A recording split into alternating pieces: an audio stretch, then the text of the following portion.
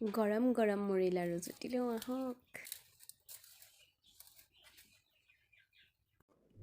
নমস্কাৰ বন্ধুসকল, মই ৰিমঝিমে মোৰ চেনেল ৰিমঝিম মিনিজ ব্লগলৈ আপোনালোকক স্বাগতম জনাইছোঁ। আশা কৰোঁ আপোনালোক ভালে আছে।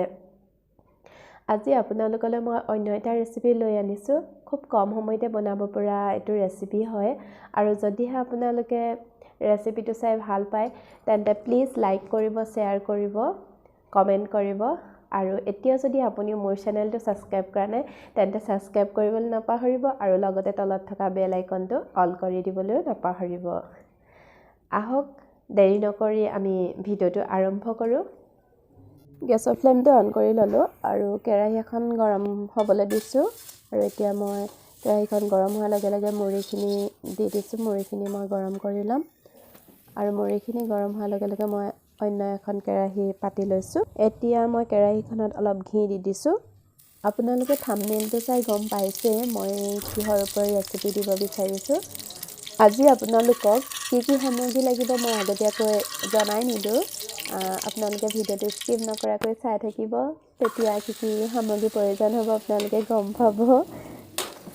গুৰখিনি মই কাটি লৈছিলোঁ আৰু এতিয়া দি দিছোঁ কেৰাহীত।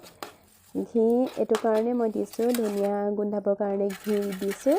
আৰু ধুনীয়া কালাৰ এটা আহিব, ৰঙা কালাৰটো আহে, সেইকাৰণে মই ঘি দি দিছোঁ। ঘি দিলে ৰঙা কালাৰটো আহে। কিহতনো ৰঙা কালাৰ আহে আপোনালোকে চাই থাকক আৰু গম পাই গৈ থাকিব। গুৰ পগাওঁতে সদায় এনেকৈ লৰাই থাকিব লাগে, নহ'লে কেৰাহীৰ তলত লাগি ধৰিব পাৰে।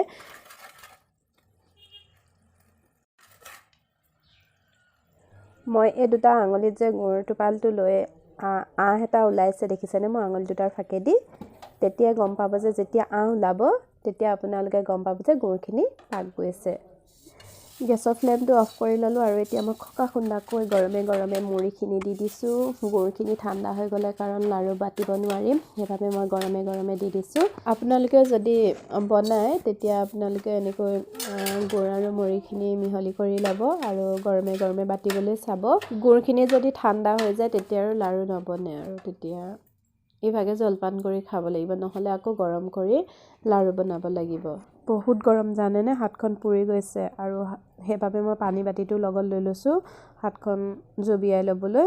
লাৰু নবনিছে দেখিছেনে, নৰৈছে লাৰুটো। এইবিলাক খাবলৈ খুব ভাল লাগে নহয় জানো, আৰু বনাবলৈ কিন্তু সিমানেই দিগদাৰ হয় কাৰণ গৰমে গৰমে বনাবলগীয়া হয়। বনোৱা মানুহে জানে নহয় জানো। মোৰ লাৰুটো ৰৈছে দেই, এইটো চাওক কিমান ধুনীয়া হৈছে দেখিছেনে। এতিয়া মই বাকীকেইটা বনাই লওঁ। আপোনালোকেও এনেকৈ মুড়ি লাৰু বনাবচোন, আৰু আলহীকো দিবলৈ খুব ধুনীয়া লাগে। আৰু নিজে বনাই খোৱালেতো কিমান মানে ভাল লাগে ক'বই নোৱাৰি নহয় জানো। মুড়ি লাৰু হৈ গ'ল আৰু দেখিবলৈ ইমান ধুনীয়া হৈছে চাওক।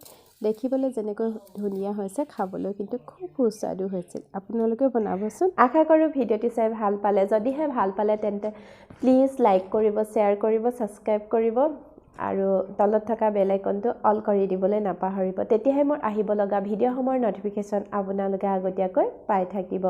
পুনৰ এটা নতুন ভিডিঅ'লৈ লগ পোৱাৰ প্ৰতিশ্ৰুতিৰে আজিলৈ সামৰোঁ। ধন্যবাদ।